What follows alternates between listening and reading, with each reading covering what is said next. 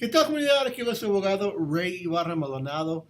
Hoy estamos en el mes de febrero, acercando la bella día 14, día de enamorados. Lo que yo voy a hablar en este video es sobre el tema de matrimonio. Primero voy a empezar en inglés, después voy a español. I'll start off, folks, in English and then go over to Spanish. These are three things that someone's got to know before they want to decide or going to try to adjust status through marrying a U.S. citizen or a legal permanent resident. Now, the first one, and I think the most important one, is the person who wants to adjust status needs to first figure out whether or not they are admissible into the country. What on earth does that mean? What that means is simply marrying a U.S. citizen is not sufficient for that person to automatically become a permanent resident or a U.S. citizen. A lot of people think as long as I marry somebody, that I protect them, then they can become a citizen, bada boom, bada bing. Not that simple. Number one, is the person admissible? Now, what does that mean? Are they allowed to come in? Can they go into a movie theater with a ticket at the concert? No, not they're admissible by buying a ticket, but if they meet the requirements set out by the U.S. government in a statute called the grounds of inadmissibility. Those grounds of inadmissibility exist to prevent someone from becoming a permanent resident, even if they have a way to adjust, such as through a U.S. citizen spouse. So one thing we want to check, and one thing I do here in the office that we do quite regularly, is before someone signs up to send off their information to the government, we do a scan of their entire life to figure out, is USCIS, Department of State, somebody going to say that no, you cannot become a legal permanent resident because you're not admissible into the country. Now, what is that? So grounds of inadmissibility include, but are not limited to, there's quite a few, certain criminal convictions, certain admissions to doing certain things, reason to believe certain things. It's a whole long list that I can't really discern on a 5-minute phone call, a 15-minute phone call. It needs more time with that individual person and often needs them to follow up with their family and ask them questions as well before we can determine whether or not the person is admissible into the country. Could be, even doing the whole process and then going to the interview and the medical exam, and they ask you if you've ever used marijuana before, and you say yes, that might make you inadmissible into the country. Some of the more common ones we see are what we call the C-bar, which is this horrible, horrible problem that exists in the United States immigration law, where if someone's deported or they leave the country, even not have to be deported, they're living here for longer than a year, came back without inspection, that person is technically barred from becoming a permanent resident until they spend 10 years outside of the country. And again, there's the dates on this, the age of the person, there's a whole bunch of different factors we have to go into. Not to scare people, but just to say, hey, before you decide either to get married for one of the reasons for immigration benefits, and that's totally fine, that's acceptable according to case law, or if you're already married and deciding whether or not to submit application, these are the kind of questions that you have to ask before you submit anything to the government. Whoever is doing your forms, who's filling out your papers, am I admissible into the country? Is there any grounds of inadmissibility for me to worry about? That question you need to write down. If you're going to ever do a consult with an attorney or anybody that claims they know about immigration law, you write down this question: are there any grounds of inadmissibility that I need to be concerned about? And then that attorney, that person, will hopefully be familiar enough with all the grounds of inadmissibility that they can go through the checklist and see whether or not you qualify for being admissible, or perhaps you're eligible for a waiver for certain grounds of inadmissibility. So that is number one, making sure first that the person who wants to adjust status is admissible into the country. Number two, and very important, is how did you come into the country? This will determine which path you go on.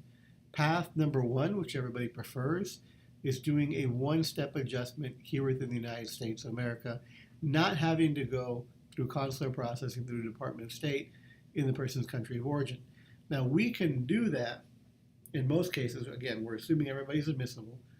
If they're admissible and they had a legal entry, so you came in with a border crossing card, a student visa, some sort of authorization that gave you an admission into the country, that's usually the key to getting the interview here in the States without having to leave, even if you overstayed, right? Even if your last entry was 20 years ago, but you came in with the border crossing card, you've never left since, that's enough for us to get you in front of USCIS here in the States as opposed to going abroad. Now, there are some exceptions to someone that didn't come in with an admission. One of those could be the Law 245I.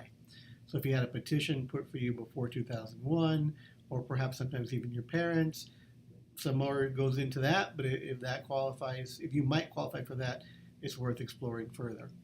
Also, if you have a son, a daughter, or a spouse in the military, you might be eligible for what's called military parole in place, which is a grant of an illegal entry, so that you can adjust status here in the country because of that veteran or service member that you have as your immediate relative. Also a huge, huge benefit. Quilinton entrances we talk about, we don't really see them in play that often, but that's when someone came through the border, through the port of entry, and they were waved through. Again, super hard to prove that this actually happened, but nonetheless, it's a case that exists, so I do want to tell you about it. So if you have the legal entry, if you have the 245I protection, you can pay a $1,000 penalty for that, or if you have advanced parole, military parole in place, those are top three ways we see. We're also seeing now more often someone, for example, that has DACA, even though they didn't have a legal entry at the beginning, but they're leaving the country and coming back through advanced parole, right? It's definitely something to consider if you're a DACA recipient. And advanced parole, as of today, February 8th, 2024, is still open if you have an opportunity to leave the country for educational, humanitarian, or work reasons. Do it for the chance to explore the world and also to get that legal entry upon your return so you can do the one-step adjustment here within the United States. So those are the ways that, again, number two, the most important thing is, can you do it here in the country, or do you have to consular process? Get people all the time, on a monthly basis, that say, I don't fit any of that. How much do I have to pay to do the interview here? I don't want to go to Seattle Juarez. We can't. Those are the rules. Either you fit within that category, you can do it here, or we got to go Plan B, which is a 601A waiver. 601A waiver saying my spouse, my parents who are residents or citizens will suffer from extreme hardship if I'm removed from the country. So please grant me this waiver before I leave the country, and that way I'll be able to come back. That 601A waiver is very limited. It only has to do with the admission, with the legal entry, the lack thereof. Doesn't have to do with anything else. If you're inadmissible for other grounds, crime or whatever it else is, the 601A does not cure that. If someone has the C bar that we talked about earlier, being here longer than a year, leaving, coming back without inspection, 601A does not help that whatsoever. So that process is taking a significant amount of time. Oh my goodness, how much time is it taking? Well, to get an idea, we can always go over here to the USCIS website, and I always recommend going straight to the government's website. They can change addresses, filing fees. So some private law firm or whatever tech group that did this page 2 years ago might not be accurate anymore. So always go to the official USCIS website. Here we have the check case processing times, and I go to my little drop-down menu. You can check any form they have whatsoever. The form we just talked about was the I-601A, and we have the provisional waiver of unlawful presence. And let's see what they're doing for all service centers. Now 43.5 months. And this can change. I looked it up last week and it wasn't 43.5 months, but it is today. So what does this mean for your loved one? Well, if you're trying to get them paperwork, you have to first do the I-130, which is proof that the marriage is valid, and the checklist and all the documents that go with that. Once that gets approved, then you can apply for the 601A waiver. And once you get that in, then you have to wait. 80% of the cases are done within 43 and a half months. 12, 24, 36, right? Over 3 years.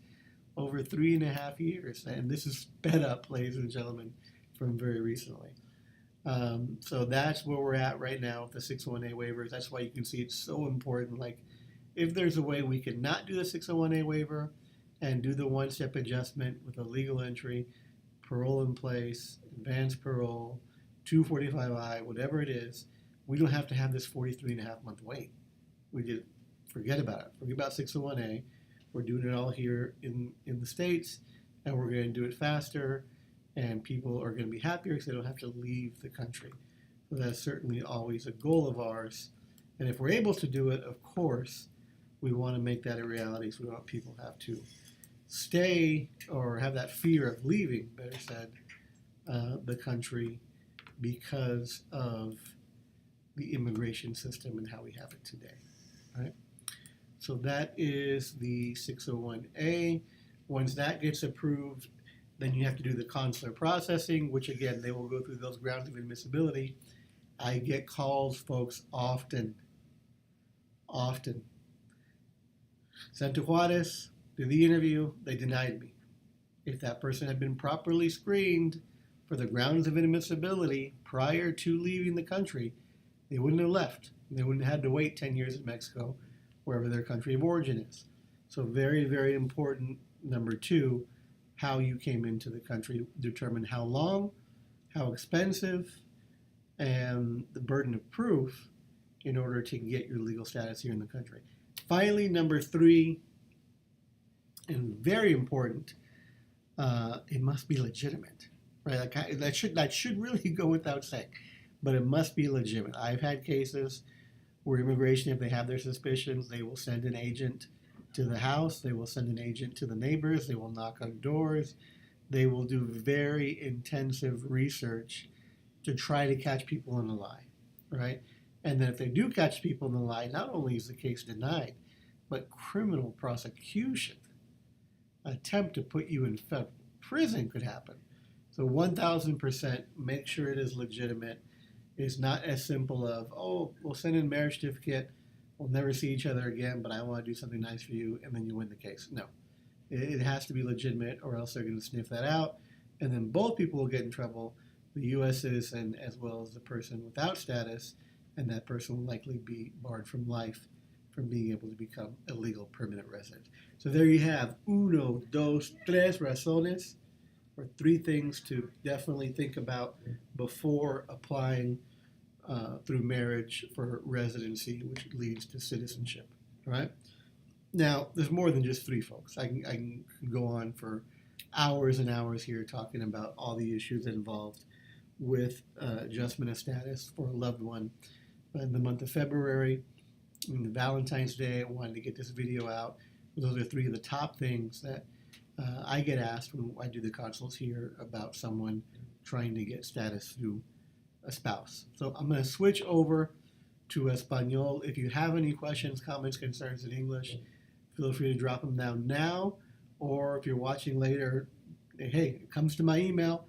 I don't always get to it right away, but I will do my best to give you a response. Don't leave anything personal. General questions, yes. If you have any personal, the number's down below, 602-910-4040. Happy to see if we can help you out. Look, I'm trying to drink my coffee, and I did the air because I need to be the branding. Bam. Look at that. Let's go. Switching over to Espanol with my coffee. Got my branding in. 602-910-4040. Give us a call if you have any questions. ¿Qué tal, comunidad? Aquí habla su abogado Ray Ibarra Maldonado. Ahorita estamos hablando de amor. No hay un tema más importante en este mes de febrero. El 14 ya viene pronto. Hoy andamos en el día 8 de 2024. Es importante siempre decir la fecha porque migración puede cambiar tan rápido. Los documentos, cómo los mandan, los requisitos, cuánto cobran, todo.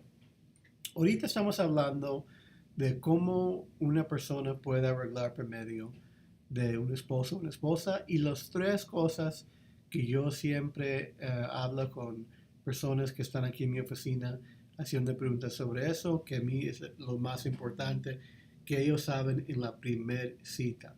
Número uno, antes de casar o antes de meter documentos, si ya están casados, queremos estar seguros que la persona es admisible al país o no es inadmisible al país. Porque casando con residente ciudadano no significa que 100% seguro esa persona puede ganar papeles. También mucho depende de la historia de la persona.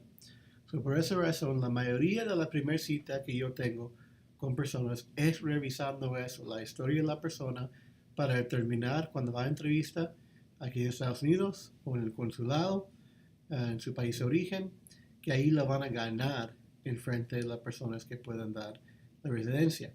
Porque sabemos la lista no es como mágico, como yo tengo un contacto especial, está en la ley. Las preguntas si una persona es admisible al país o no. Si tiene ciertos crímenes en su pasado, puede ser que por ese crimen usted es inadmisible al país y no puede arreglar. O posiblemente es inadmisible, pero hay un perdón que podemos meter.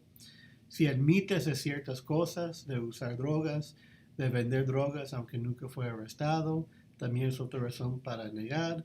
Hemos visto también que si tiene tatuajes relacionados a pandillas, que lo van a negar su aplicación y decir que usted es inadmisible. Problemas de salud mental, problemas de tomar tanto. Hay varias razones que queremos estar seguros antes que presente la entrevista o antes que vaya a su cita con el doctor, que usted sabe sobre qué es una inadmisibilidad bajo las leyes de migración.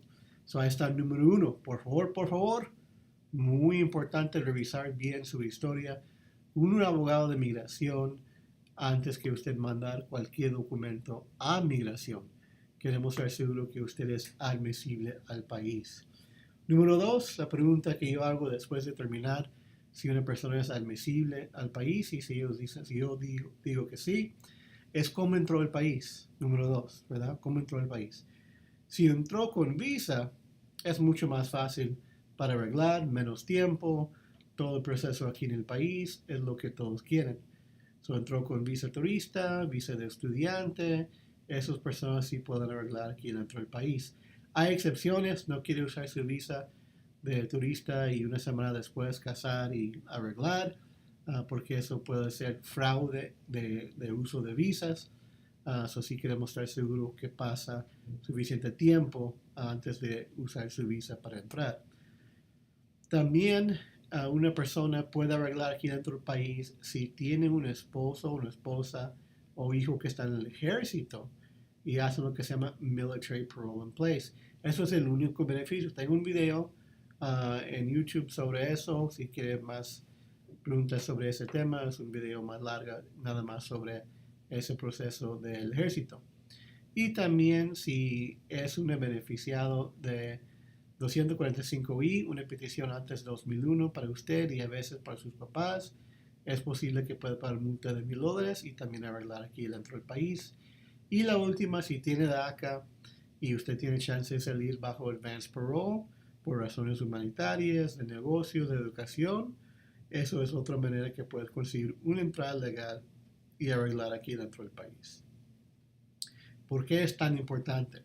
Porque las personas que no tienen entrada legal, advanced parole, military parole in place, 245I, entonces tenemos que hacer otro tipo de camino. Tenemos que agarrar otro camino completamente que están durando ahorita mucho tiempo. Lo que yo quiero explicar es el 245I, el más importante, cuánto tiempo dura. Estaba viendo aquí antes 43.5 meses estar tardando por 80% de los casos por el 601A. Demasiado tiempo después de la I-130 que tenemos que esperar para ganar ese perdón y después hacer la entrevista en su país de origen. Obvio, si puede arreglar aquí el país, es mucho más mejor y es mucho más rápido, pero si no, todavía hay camino de hacerlo. Número 3, queremos estar seguros que es de veras el matrimonio. Eso no debo tener que decir, pero en mi opinión hay muchas personas buenas en el país que dicen, pues no hay reforma tantos años, nada va a cambiar, yo no puedo casar con usted por papeles, ¿verdad? Y eso es bueno, me encanta ese corazón de personas, pero migración va a saber si no es de veras. Y si eso es cierto, lo pueden mandar gente a investigar, a veces con los vecinos, hagan preguntas y puede resultar nada más en negando el caso, pero casos penales federales por los dos. Antes que metes papeles o casar por papeles, son las tres principales cosas que yo he tocado en mi experiencia. Las personas deben saber. Obvio, hay muchísimos más y con gusto puedo hablar sobre más. Si no estás viendo en vivo, puede poner comentario después. Si es muy personal, nos marca aquí 602-910-4040 y podemos ayudar. Muchísimas gracias, comunidad, que tiene un excelente febrero y aquí nos vemos pronto. Bye.